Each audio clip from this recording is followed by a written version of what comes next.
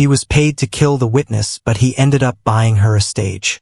The stage of the Seoul Grand Arts Center was supposed to be empty by midnight, but Serena Whitmore lived in the rhythm of overtime. Her breath was the only orchestra she needed. A steady, rhythmic huff that matched the soft thud tap of her satin point shoes against the aged wood. Her natural afro was damp with sweat, a halo under the single amber spotlight that made her look like a ghost of grace itself. She moved with a quiet, grounding empathy, her body telling a story of endurance that words could never capture. Then the silence of the theater didn't just break, it shattered. Below the stage, in the service tunnels that doubled as a graveyard for failed ambitions, a heavy iron door groaned open. Serena froze in a deep arabesque, her heart suddenly louder than her breathing. She shouldn't have looked. She should have retreated into the velvet darkness of the wings. But she was a dancer. She was trained to observe the world's most painful movements. Peering through the gap in the floorboards, she saw him. Kang Jae-heon. He was a silhouette of sharp lines and cold, tailored wool. He stood over a man whose pleas had already been choked out by a primal terror. Jae-heon didn't look angry. He looked bored, as if ending a life was just another line item on a ledger. The Iron Dragon raised his weapon, the silencer a long, cruel finger pointing toward the inevitable. But the body fell, a heavy, final sound. But it was Serena's sharp, involuntary gasp that truly echoed through the rafters. Jae-heon's head snapped up. In an instant, he was on the stage, the transition from executioner to predator so fluid it was almost beautiful. He found her standing in the center of that amber light. She didn't scream and she didn't run. She simply stood her ground, her posture straight and her chin lifted. A ballad in human form. He moved closer, his rigid, squared shoulders casting a shadow that swallowed her light. He raised the gun, the barrel cold and black, hovering inches from her forehead. He was paid to kill the witness. That was the rule. That was the law of the dragon. But as he looked into Serena's eyes, he didn't see the frantic scramble of a victim. He saw a resolute calm, a soft strength that flickered like a candle in a storm. For the first time in a decade, the Iron Dragon's finger hesitated on the trigger. He had come to the theater to bury a secret, but as Serena reached out, not to plead, but with a hand that seemed to steady the very air between them, he realized he was no longer looking at a witness. He was looking at a mirror of the peace he had long ago traded for power. The theater was a sanctuary of dust and echoes, a place where Serena Whitmore could finally shed the weight of being a stranger in a sprawling, neon-drenched city. Here, on the stage of the Seoul Grand Arts Center, she wasn't an expat, a traveler, or an outsider. She was a vessel for the music. The ballad style she had mastered wasn't just about technical precision. It was about the space between the notes, the quiet ache of a story told through the curve of a spine, or the agonizingly slow extension of a limb. Her natural afro caught the glint of the lone rehearsal light, a soft, defiant halo against the cavernous darkness of the empty house. She lived in the rhythm of overtime. While the rest of the city chased the frantic pulse of the night, Serena moved in slow motion. Her point shoes, worn to the color of bruised peaches, tapped out a rhythm of quiet determination against the aged wood. She was working on a sequence that required a delicate, impossible balance. A moment where she had to remain perfectly still while conveying a storm of emotion. It was in that absolute stillness that she heard the sound that didn't belong. A dull, metallic thud echoed from the bowels of the building, vibrating up through the floorboards and into the soles of her feet. The theater's basement was a labyrinth of forgotten props, storage crates, and old boiler rooms. Recently, Serena had noticed men in expensive, dark suits moving through the service corridors. Men who didn't carry scripts or lighting gels. Curiosity, or perhaps the same deep-seated empathy that fueled her artistry, drew her toward the edge of the stage. She moved like a shadow, silent and graceful, kneeling to peer through a narrow gap in the trapdoor used for old stage effects. Below, the world was stripped of its art and replaced by a cold, clinical violence. The basement was bathed in the harsh, flickering light of a single exposed bulb. And there, standing in the center of the grit, was the man they whispered about in the shadows of the city, the Iron Dragon. Kang Jae-heon looked like a statue carved from obsidian. His dark, tailored suit was impeccable. Not a single crease out of place, even as he stood over a man whose pleas had already been choked out by a primal, paralyzing terror. There was no rage on Jae-heon's face, only a chilling, bureaucratic indifference. It was the face of a man who had long ago traded his soul for a throne of glass, someone accustomed to command and settled in the silence of his own making. Serena watched, her breath hitching in her throat, as Jae-heon drew a weapon with the fluid grace of a practiced ritual. There was no grand speech, no dramatic flair. There was only the muffled, hollow phut of a silencer and the sudden, heavy weight of a body hitting the concrete. A small, sharp gasp escaped her lips, a sound of pure, unadulterated human shock. In the hollow acoustics of the theater, that tiny sound might as well have been a thunderclap. Jae-heon's head snapped upward. His eyes, cold and sharp as shards of black glass, locked onto the gap in the floorboards. Serena scrambled back, her heart hammering against her ribs like a trapped bird. But she was already too late. The iron door leading to the stage stairs crashed open moments later, the sound echoing like a death knell through the rafters. Jae-heon stepped into the amber light of the rehearsal lamp. He looked wildly out of place amidst the velvet curtains and gold trim, a predator who had accidentally wandered into a cathedral. He raised the gun, the barrel leveled directly at her heart, his posture rigid and squared in his habitual armor of violence. Serena didn't run. Her training wouldn't let her. A dancer learns to find their center even when the world is spinning. She stood her ground, her feet instinctively finding a grounded position, her chin lifted with a quiet, trembling resolve. She looked at him, really looked at him, and in the face of her own potential end, she didn't see a monster. She saw a man who was unsettlingly alone. He moved closer until the muzzle of the gun was inches from her forehead. He was paid to eliminate witnesses. That was the code that had kept the Kang syndicate at the top of the food chain for decades. But as he stood there, his finger tightening on the trigger, he was confronted by something he hadn't prepared for. Beauty that didn't flinch. Serena's breath began to steady, a slow, melodic rise and fall. She didn't plead for her life. Instead, she reached out, her hand moving with the same restraint and grace she used in her ballads, and lightly touched the sleeve of his expensive suit. It wasn't a grab or a struggle. It was a grounding gesture, an anchor offered to a man drowning in his own darkness. Jae-heon froze. The air in the theater grew thick with a tension that had nothing to do with the weapon and everything to do with the sudden, jarring collision of their two worlds. The man who never flinches felt a tremor of something forgotten stir in his chest. He looked at her natural afro, the soft folds of her ballet dress, and the dirt on her point shoes, and for a fleeting, dangerous second, the Iron Dragon forgot how to kill.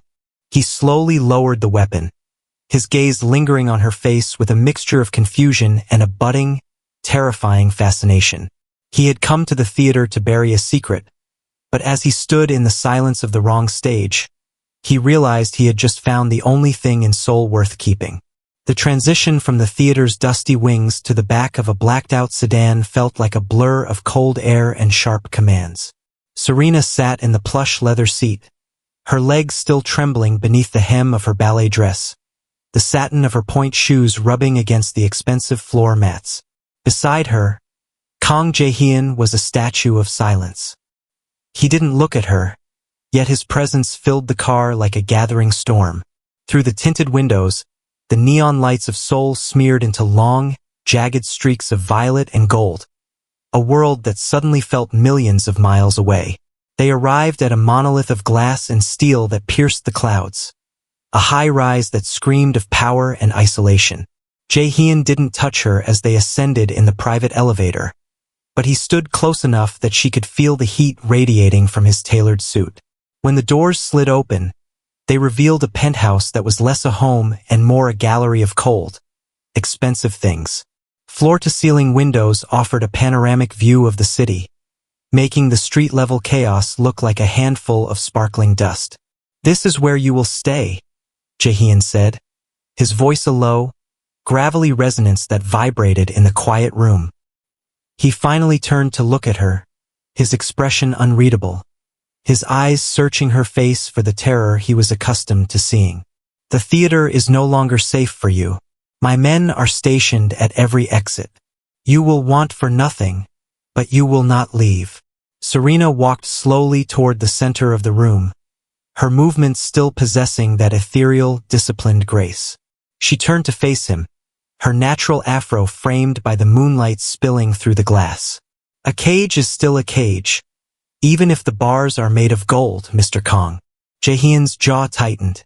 He walked to a massive, polished executive desk that sat like an island in the middle of the room. He placed his hands on the surface, his shoulders squared, his habitual armor firmly back in place.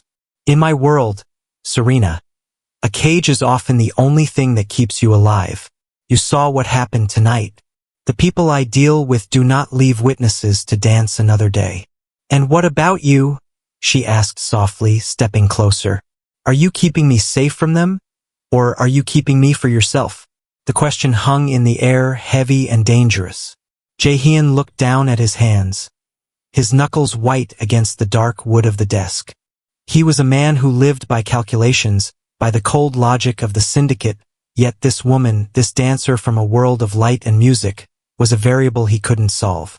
He felt a strange, unsettling pull toward her, a need to protect the only thing in his life that wasn't stained by the business of blood. Serena didn't wait for an answer. She moved toward the desk and sat lightly on its edge, her posture controlled and elegant. She reached out, her hand hesitant for only a heartbeat before she clasped his. Her skin was warm, a jarring contrast to the cold stone of his exterior. She didn't plead. She didn't beg for her freedom. Instead, she simply grounded him, her touch a silent acknowledgement of the humanity he had spent decades trying to bury. Jae-heon didn't pull away. His grip on her hand betrayed a flicker of hesitation, a crack in the Iron Dragon's mask. He looked up at her, his stern face contemplative, unsettled by the intimacy of the moment. He was powerful, guarded, and emotionally restrained, but in the silence of his high-rise sanctuary, he realized that by bringing her here, he hadn't just trapped her. He had let something into his world that might eventually burn it all down. "I will have your things brought from the theater," he said finally, his voice slightly strained. "Sleep. We will speak in the morning." He turned to leave, but as the door clicked shut behind him, Serena remained on the desk, looking out at the glittering cage of Seoul. She wasn't a victim.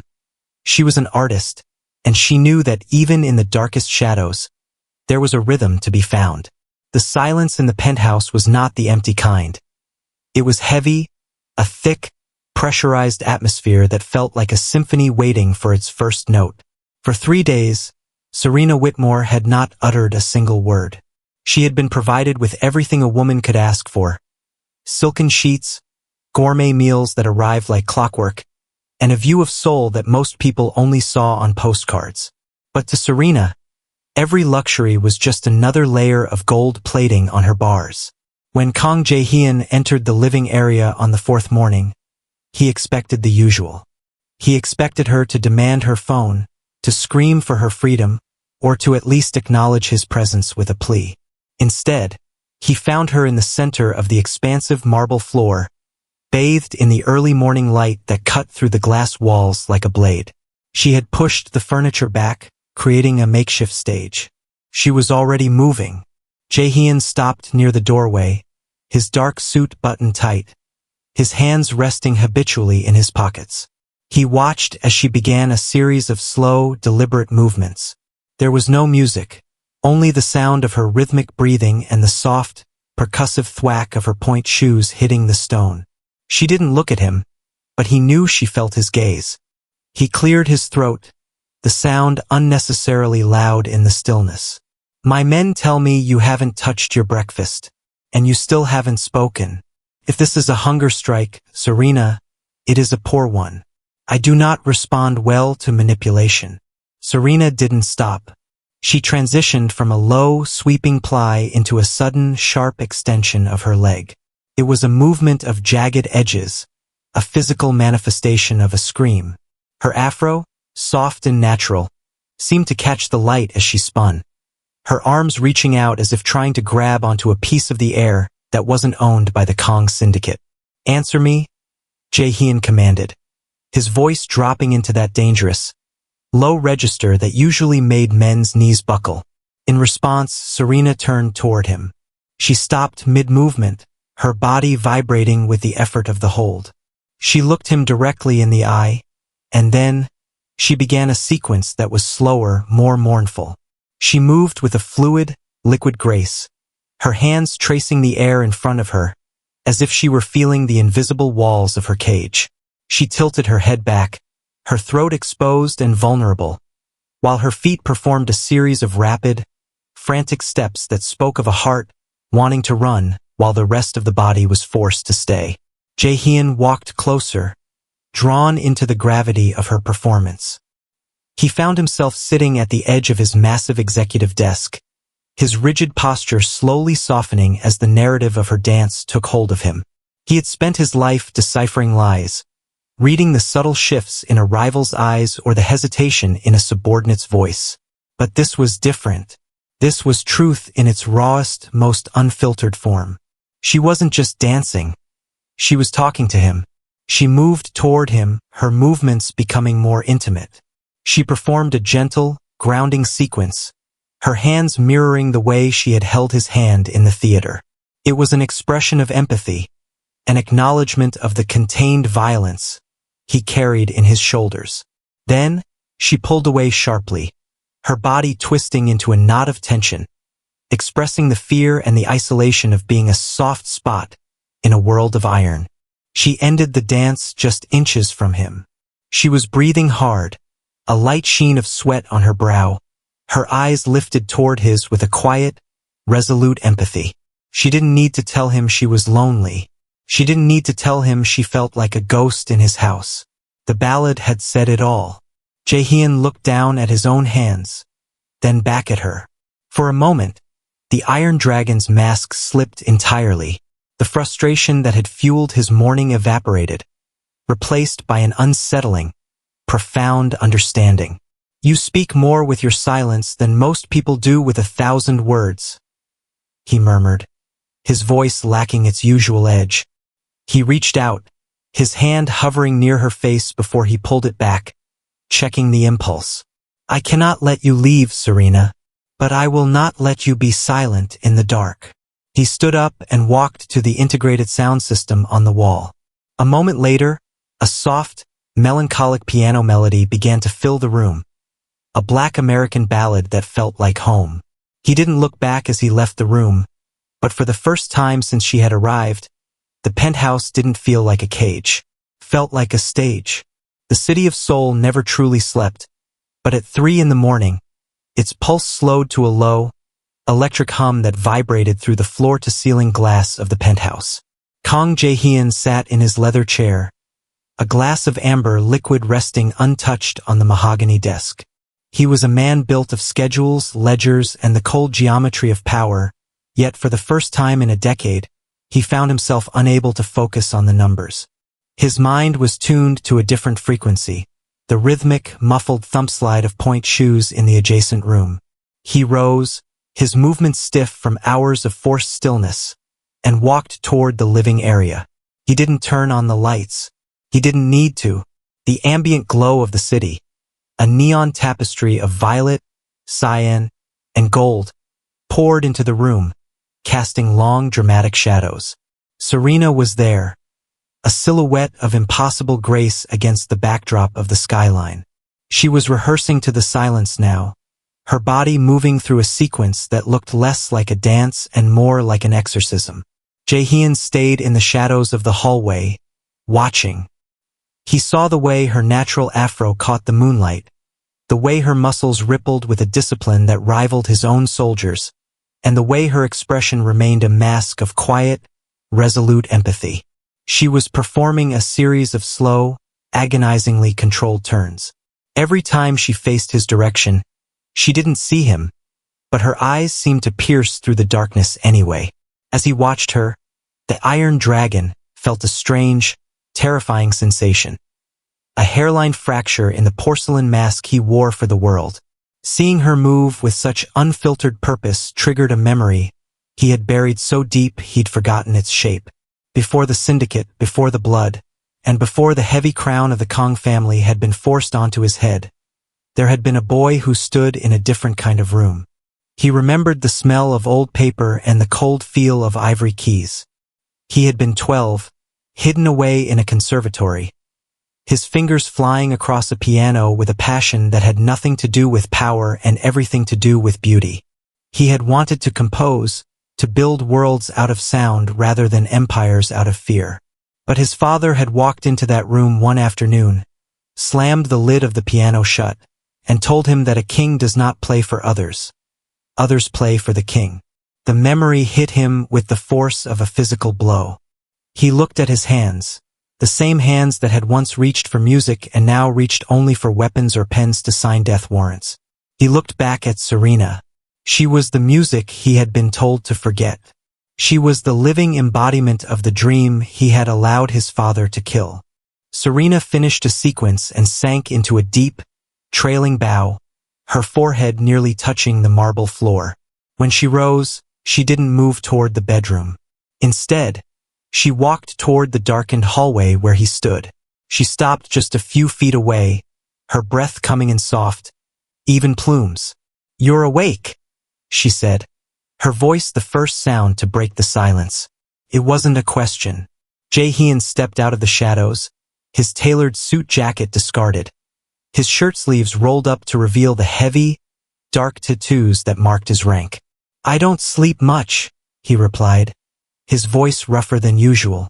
"Because you're waiting for the world to catch up to you?" she said softly, stepping closer. She didn't look at the tattoos or the coldness in his eyes. She looked at the man underneath. "Or because you're afraid of what you'll see when you close your eyes?" He didn't answer. He couldn't. Instead, he walked past her to the window, looking down at the city he ruled. "You move as if the world owes you nothing, Serena." "Why?" "Because I know what it's like to have everything taken," she said, moving to stand beside him. She didn't touch him this time, but her presence was a grounding force. When you have nothing left but your own body and the rhythm in your heart, you realize that's the only thing they can't actually own. "You're a powerful man, Jae-heon, but you look like you've been holding your breath for 20 years. He turned to her, his face inches from hers. The stern, contemplative mask was still there, but behind it, the first crack had widened. He reached out, his hand hovering near her shoulder before he finally let his fingers graze the soft fabric of her dress. "I was told that softness was a death sentence," he whispered. "Then it's a good thing I'm not soft," Serena replied. Her eyes lifted toward his with that quiet, unshakable strength. "I'm resilient. There's a difference." In that moment, the ruthless boss of the Korean Mafia didn't see a witness or a liability. He saw a mirror of the life he could have had, and a terrifying glimpse of the man he might still be. He let his hand drop, the armor sliding back into place, but the crack remained. The Iron Dragon was still there, but for the first time he was no longer alone in the dark. The morning light in Kang Jae-heon's office was sharp and unforgiving, cutting across the polished mahogany of his executive desk like a surgeon's blade. He stood by the window, the city of Seoul sprawling beneath him in a grid of concrete and ambition. But his focus was narrow, tethered to the small, irritating weight of a loose button on his suit jacket. It dangled by a single, fraying thread, a microscopic flaw in the armor he had spent a lifetime perfecting. To anyone else, it was a trifle. To the head of the Kang syndicate, it was a crack in the foundation. Serena entered the room without a sound, her presence heralded only by the faint scent of jasmine and the grace of a woman who moved as if the air itself were welcoming her. She was dressed in a soft, flowing ballet dress of muted earth tones, her natural afro framing a face that held a quiet, unshakable empathy. She saw him immediately, the rigid set of his shoulders, the habitual way he kept one hand in his pocket, and the subtle, frustrated tug he gave to the dark wool of his sleeve. "You're going to pull it off entirely if you keep doing that," she said softly, her voice a warm contrast to the clinical silence of the room. Jae-heon didn't turn around. "It is a distraction. I have a meeting with the council in an hour. Details matter in this business, Serena. A loose thread is a sign of a loose mind." "Then let me fix it," she replied. She moved toward the desk, her movements light and controlled. She had found a small sewing kit in the guest suite, a relic of a previous life, perhaps, or simply another provision in his gilded cage. Jae-heon finally turned, his stern face cast in shadow. He looked at the tiny needle and the spool of black silk in her hand, then back at her. For a moment, his survival instincts flared, the part of him that recoiled at the idea of a sharp object so close to his throat, held by someone he didn't fully understand. But then he looked at her eyes. They were lifted toward him with a gentle resolution that bypassed his defenses. "Sit," she commanded quietly. To his own surprise, he obeyed. He sat on the edge of the massive desk, his tall frame looming over her, yet he felt strangely diminished by her composure. Serena stepped into the space between his knees, sitting lightly on the polished wood beside him. The proximity was startling. He could smell the heat of her skin, see the fine texture of her natural hair, and feel the steady, rhythmic pulse of her breathing. She reached out, her fingers brushing against the lapel of his jacket. Jae-heon's breath hitched. It had been years since someone had touched him without a motive, without the intent to harm, to seduce for gain, or to plead for mercy. Her touch was different. It was the touch of a dancer.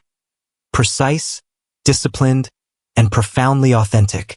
She began to work, her hands moving with a fluid restraint that mirrored her ballads. She didn't ask him to remove the jacket. She simply leaned in close, her head bowed as she guided the needle through the heavy fabric. Jae-heon looked down at her, his eyes cast downward in a rare moment of vulnerability. From this angle, he could see the strength in her neck and the quiet intensity of her focus. She was treating his suit, his armor, with more care than he had ever treated himself. "Why do you do this?" he asked, his voice barely a whisper, as if speaking too loudly would break the fragile peace between them. "Do what?" "So?" Serena asked, her eyes never leaving her work. "Care for the monster," he said, the words tasting like ash. Serena paused, the needle hovering in the air. She looked up, her hand grounding him by resting briefly against his chest, right over his heart. He could feel the warmth of her palm through the layers of silk and wool. "You call yourself a monster because it's easier than being a man who's afraid," she said, her voice steady. "This suit isn't armor, Jae-heon. It's a hideout. You think if you're perfectly tailored and perfectly cold, nothing can hurt you. But you're sitting here with a racing heart just because someone is fixing a button. That's not a monster. That's a human being who has forgotten how to be touched." Jae-heon's grip on the edge of the desk betrayed his hesitation. He wanted to pull away, to reassert his authority, to remind her of who he was and what he had done. But the weight of her hand was like an anchor in a storm. He felt a wave of contained violence and discipline wash out of him, replaced by a terrifying, hollowed-out peace. She finished the last stitch, knotting the thread with a sharp, practiced snap. She smoothed the fabric over his chest, her fingers lingering for a second longer than necessary. The button was secure, perfect, invisible and strong. "There," she said, looking up at him with a small, knowing smile. "Your armor is restored." Jae-heon didn't move. He stayed there, caught in the gravity of her empathy. He looked at her hand, still resting near his, and for the first time in a decade, the Iron Dragon felt truly safe. Not because of his guards or his wealth or his reputation, but because of the softness of a woman who refused to be afraid of him. "Thank you, Serena," he said, the words feeling heavy and significant. He stood up, the tailored suit feeling different now, less like a cage and more like a bridge. He had a meeting to attend, an empire to run, and enemies to face. But as he walked out of the office, he carried the memory of her touch under the wool, a soft spot that was becoming the most dangerous and beautiful thing he had ever owned. The neon gala was not a celebration. It was an exhibition of power disguised in silk and champagne. Held in a converted industrial cathedral on the edge of the Han River, the space was a jarring collision of cold concrete and pulsing violet neon. This was the annual summit of Seoul's Shadow Cabinet, a gathering where peace treaties were signed in blood and rivalries were sharpened over crystal flutes. Kang Jae-heon stood at the top of the grand staircase, his presence alone enough to lower the volume of the jazz band below. He wore a midnight blue suit that looked black until the neon caught the sheen of the fabric, the same suit where a single black button sat perfectly, invisibly secure over his heart. His posture was as rigid as a blade, his shoulders squared in the habitual armor that told the world the Iron Dragon was always on guard. But tonight, his arm was not at his side. It was offered to the woman beside him. Serena Whitmore stepped into the light, and for a heartbeat, the underworld held its breath. She had traded her muted rehearsal dress for a gown of flowing, obsidian silk that pooled around her feet like liquid shadow. It was a dancer's dress, designed to move, to breathe, to tell a story. Her natural afro was a crown of soft textures against the sharp angles of the room, and her expression remained gentle yet resolute. She didn't look like a captive. She looked like the only person in the room who wasn't pretending. As they descended the stairs, the whispers began, a low hiss of speculation that rippled through the crowd. The glitch in the Iron Dragon's armor had been rumored, but now it was on display. To the syndicate leaders and their lieutenants, Serena was a liability, a soft, beautiful target that could be used to bring a king to his knees. Jae-heon felt the weight of 100 predatory gazes. His grip on Serena's hand tightened, a betrayal of the hesitation he usually hid so well. He was accustomed to being feared, but tonight he was being watched for a different reason. He was being scouted for a weakness. "Stay close," he murmured, his voice a low vibration that only she could hear. "I'm not the one who is afraid, Jae-heon," Serena replied softly, her eyes scanning the room with quiet empathy. She could see the contained violence in the men around them, the way they stood like wolves waiting for a sign of fatigue. She moved with a grounded grace, her body trained to speak before words ever could. They were approached by Park Sun-ho, a rival whose smile never quite reached his eyes that were currently fixed on Serena with a chilling curiosity. "The Iron Dragon finally brings a companion," Park said, his voice dripping with mock warmth. "And a dancer, I hear. A fragile thing to bring into a room full of glass breakers. Don't you think?"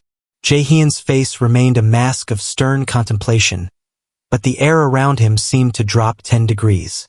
"She is not fragile, Park. She is resilient. There is a difference that men like you often fail to understand." Serena didn't wait for Jae-heon to defend her further. She stepped forward, her hand still grounding Jae-heon's, and looked Park directly in the eye. She didn't plead or shrink back. She stood lightly, her posture graceful and controlled. "Art requires a discipline that violence can't replicate, Mr. Park," she said, her voice steady and clear. "A dancer knows how to find balance in a storm. Can you say the same?" The silence that followed was sharp. Park's smile faltered, replaced by a flicker of genuine surprise. Jae-heon felt a surge of something that wasn't power, but pride. He looked down at her, settled by her presence, unsettled by how much he needed it. The gala continued, a blur of neon and veiled threats, but the shift in the power dynamic was permanent. The underworld had seen the Iron Dragon's soft spot, but they had also seen the steel within the swan. As the night wound down and they returned to the cold sanctuary of the high-rise, the city lights below looked like embers of a fire that was just beginning to burn. Jae-heon knew that by debuting her, he had painted a target on both their backs, but as he looked at Serena, still sitting gracefully on the edge of the world, he realized he'd rather burn the empire down than let the music stop. The aftermath of the neon gala felt like the air before a storm, static heavy and deceptive in its stillness. Serena returned to the theater, not to witness another execution, but to reclaim the only part of herself that hadn't been bartered away to the high-rise penthouse. Jae-heon had allowed it, though his protection now felt less like a shadow and more like a perimeter. His men stood at the stage doors, their dark suits a jarring contrast to the velvet curtains, while Jae-heon himself sat in the fifth row of the darkened house, a silent, watchful deity in the center of the gloom. Serena moved across the stage in a series of light, percussive leaps. She was wearing a new pair of satin point shoes, the color of a pale sunrise, and a rehearsal tutu that caught the amber light. She was trying to dance away the memory of Park Sun-ho's predatory smile and the way the underworld looked at her. As a target, a trophy, a weakness. Her natural afro was pulled back slightly, revealing the determination in her eyes. She wasn't dancing for an audience. She was dancing for her life. The first shot didn't sound like a gun. It sounded like a snapped string on a cello. A window high in the rafters shattered, and a shard of glass sliced through the air, embedding itself in the wooden floor inches from Serena's foot. Then came the roar, the sound of high-caliber rounds tearing through the plaster and the velvet. Jae-heon was in motion before the second shot could ring out. He didn't shout, he didn't panic. He moved with a contained violence that was terrifying in its precision. He vaulted over the rows of seats, his tailored suit jacket flaring behind him like wings. "Get down!" he roared, his voice finally breaking its stoic restraint. Serena didn't freeze. Her training in discipline took over. She dropped into a low crouch, her body coiling like a spring, but a stray bullet ricocheted off a brass light fixture. A jagged piece of metal grazed her shoulder, and she felt a sudden, hot bloom of pain. She tumbled to the side, her pale satin dress suddenly marred by a spreading, vivid crimson. Jae-heon reached her in a heartbeat. He shielded her body with his own, his rigid shoulders squared against the barrage. He drew his own weapon, the Iron Dragon unleashed. He fired back into the darkness of the rafters with a cold, lethal accuracy that silenced the sniper in 3 shots. The theater fell into a deafening, ringing silence, punctuated only by the smell of ozone and the frantic, shallow breaths of the woman in his arms. He pulled back to look at her, his face a mask of primal terror he had never shown the world. He saw the blood on the satin, the bright red stain against her shoulder. His hands, usually so steady, trembled as he touched the wound. "You're hit," he whispered, the words sounding like a confession. Serena looked up at him, her expression gentle yet resolute even in her shock. She reached up with her uninjured arm, her hand grounding him against his own chest. "I'm alive, Jae-heon. I'm resilient, remember?" But the Iron Dragon didn't hear her. He looked at the blood on her dress, the blood shed because of his soft spot, because he had dared to bring a swan into a den of wolves. He picked her up, her light frame cradled against his impeccably dressed chest, and walked out of the theater. His face was stern and contemplative once more, but his eyes were cast downward, filled with a dark, simmering promise. The rivals had drawn blood. Now he would give them a massacre. The air in the high-rise felt thinner, as if the oxygen was being sucked out by the sheer weight of the silence following the theater shooting. Serena sat on the edge of the velvet sofa, her injured shoulder encased in a clean, white bandage that looked jarringly stark against the muted earth tones of her ballet dress. She didn't move. She didn't need to. Her body, trained for the extreme stillness of a ballad's climax, remained a portrait of grace even as the world around her curdled into a dark, violent soup. Kang Jae-heon stood by the glass wall, his dark, tailored suit jacket discarded. His white shirt was crisp, but the sleeves were rolled up, revealing the intricate, dark ink that snaked down his forearms, the marks of a life he had once tried to outrun. His posture was rigid, his shoulders squared in that habitual armor of control, but his eyes were fixed on the city lights below with a predatory intensity. The phone on his mahogany desk vibrated, a low, buzzing sound that felt like a rattlesnake's warning. He didn't pick it up. He didn't have to. He knew who was calling. The Council of Elders, the men who had groomed him to be the Iron Dragon, did not call at 4 in the morning to offer condolences for a wounded witness. "They won't stop at a sniper," Serena said softly, her voice the first thing to break the heavy atmosphere. She looked at his back, her eyes filled with a quiet empathy that seemed to reach through his rigid spine. "You saved me, but you made yourself a target in the process. I can see it in the way you're standing. You're bracing for a blow you can't see." Jae-heon turned, his face a mask of stern contemplation. He walked toward her, stopping just a few feet away. "The blow is already visible, Serena. It just hasn't landed yet." He picked up the phone. The voice on the other end was raspy, ancient, and lacked even a hint of emotion.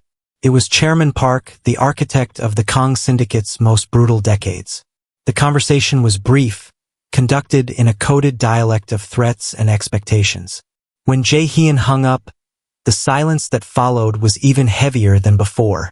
"The council has issued an ultimatum," Jae-heon said, his voice a low, gravelly resonance. He sat on the edge of the desk, mirroring the posture she often took, his hand resting near his pocket, his habitual armor. "They see you as a distraction, a glitch in the system that makes the Iron Dragon hesitate. They believe that as long as you are alive and under my protection, I am unfit to lead. They've given me 24 hours to eliminate the weakness." Serena didn't flinch. She rose slowly, her movements fluid and controlled despite the ache in her shoulder. She walked toward him, stepping into the space between his knees until she was close enough to feel the heat of his restrained violence. She reached out, her hand grounding him by resting gently on his chest, right over the button she had sewn back on just days before. "And what is the Iron Dragon going to do?" she asked, her expression gentle yet resolute. "Are you going to be the monster they built?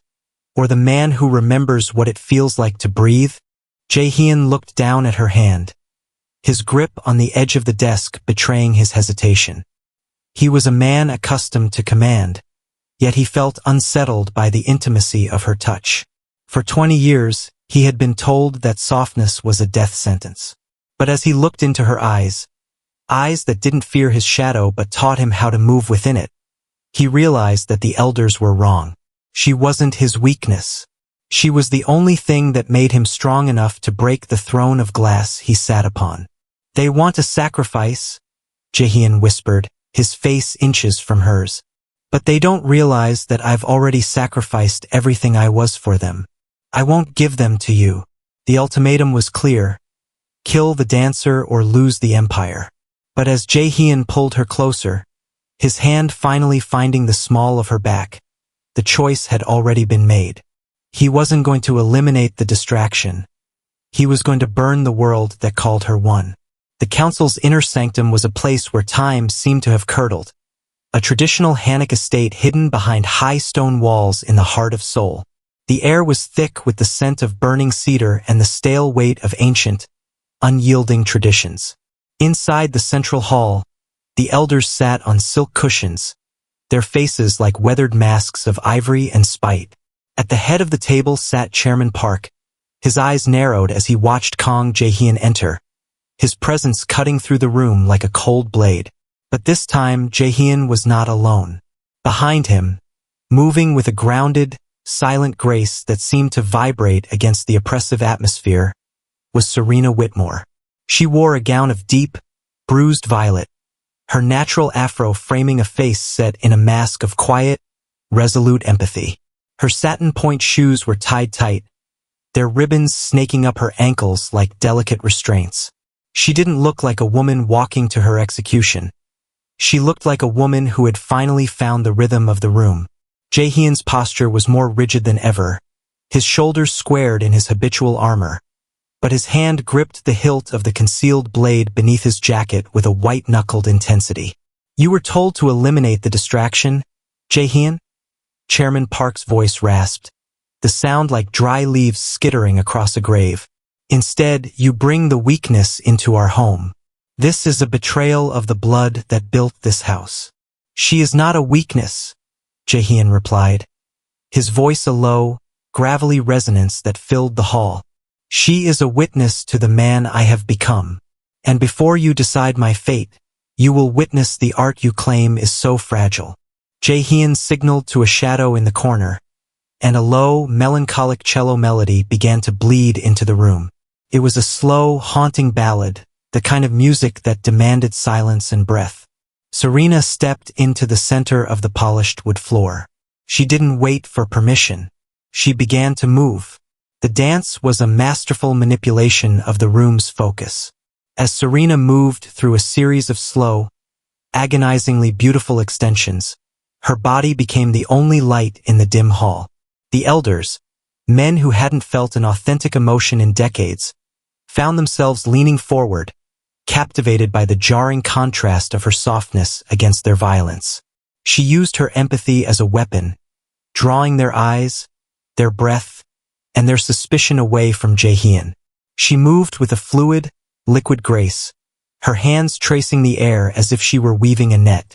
Every time she spun, her violet dress flared, a splash of color that acted as a visual anchor. While the council watched her, Jae-heon's eyes were on the exits. He could see his loyalists moving in the shadows beyond the sliding paper doors, their silhouettes blurring with the rhythm of Serena's movements. The tension reached a breaking point as Serena transitioned into a rapid, frantic sequence of turns. The percussion of her pointe shoes against the wood became a countdown. Jae-heon felt the contained violence within him coiling like a spring. He looked at Serena, and for a fleeting second, their eyes met. In that gaze, she gave him the grounding he needed to do what was necessary.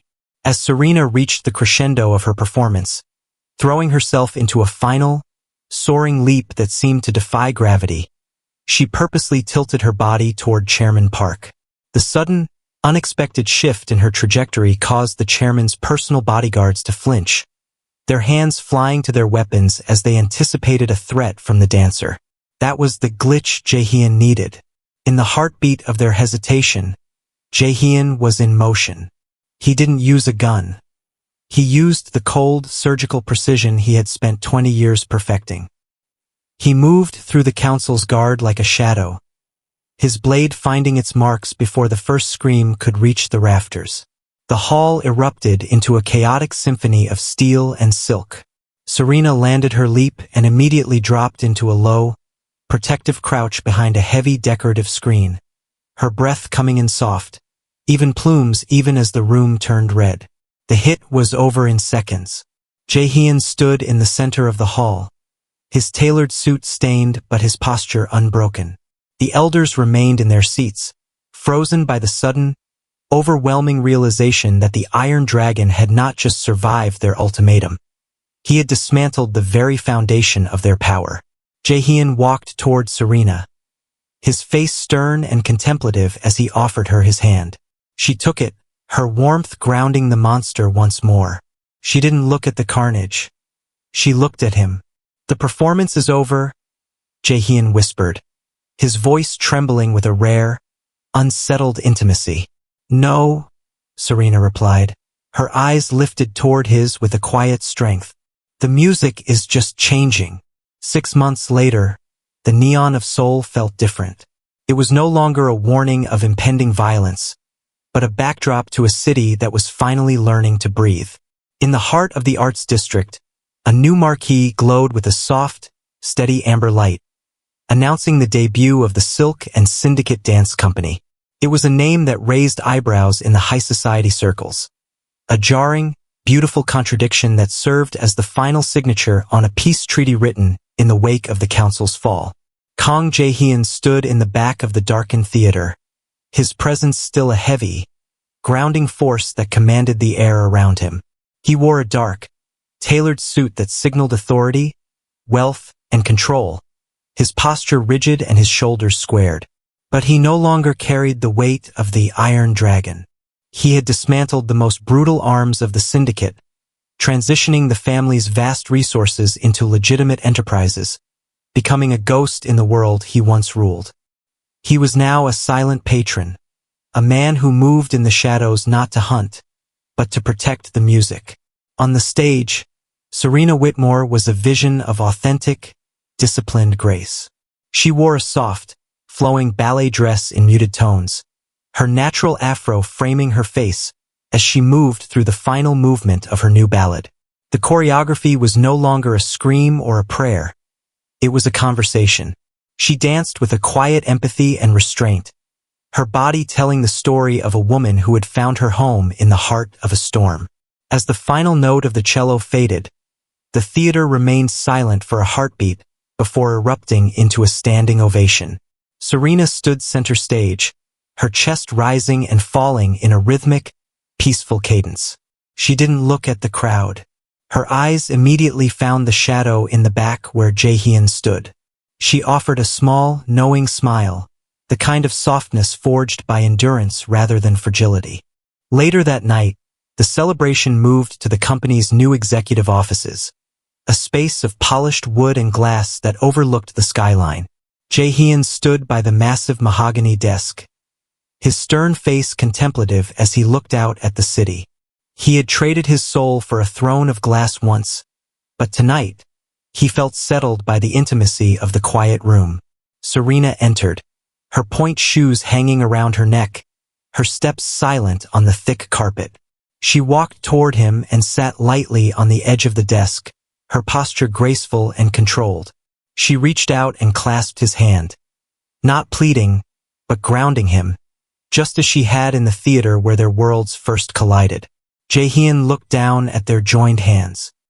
His grip betrayed a slight hesitation, the air of contained violence still present but finally held at bay by her presence. He looked up at her, his expression settled. The council would never have understood this, he murmured, his voice a low, gravelly resonance. They were looking for a weakness, Serena replied, her eyes lifted toward him with quiet empathy. They didn't realize that being your soft spot was actually the only thing that made you unbreakable. He leaned in, his face close to hers, the ruthless boss and the ballad dancer finally in sync. The king had left his empire behind, and the dancer had found her stage. Together, they had found a rhythm that was neither blood nor silence, but something entirely new. A song of redemption that would echo long after the neon finally faded.